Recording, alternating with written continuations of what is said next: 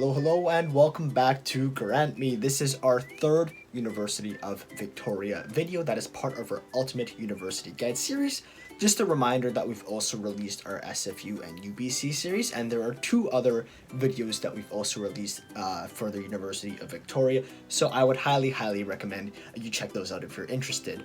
But today our main topic is going to be about acceptances. So we're going to be discussing early applications, when your acceptances are actually sent out, how to accept your offer of admission, all of that information. And so just a reminder as well, if you're interested in these videos, to hit our subscribe and bell button. That way you can stay up to date with our latest videos.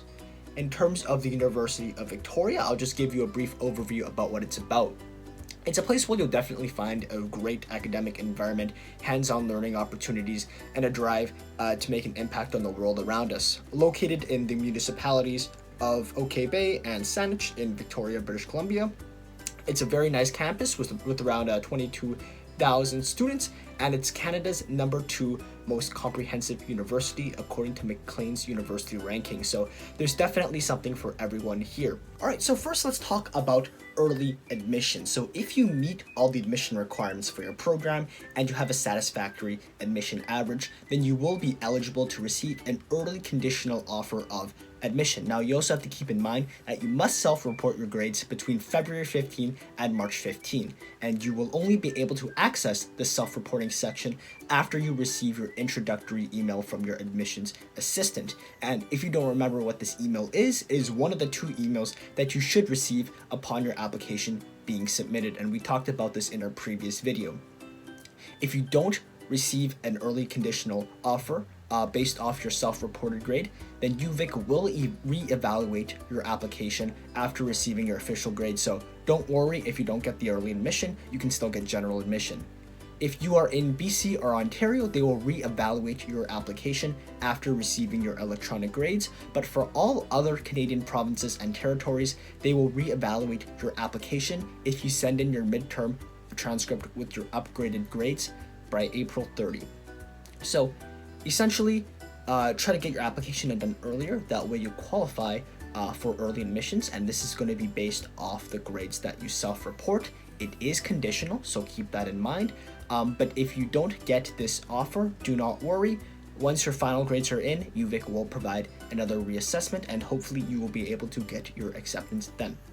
Alright, now let's discuss general or normal applications, and we've discussed kind of the due dates in previous videos, but I'll just say them again for your convenience. So if you are trying to enter UVIC during September, you must submit your online application no later than January 31st. That is the absolute deadline.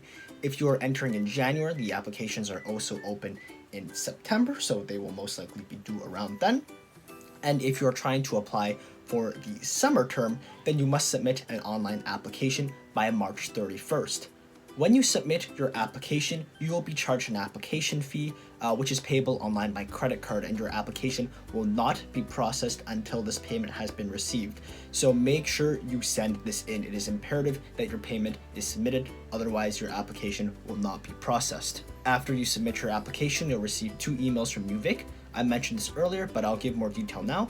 And so email number 1 is a confirmation email that includes your UVIC student number, and you should receive this email in no less than 2 business days after submitting your application. And having this confirmation email and your student number will also let you log into the portal.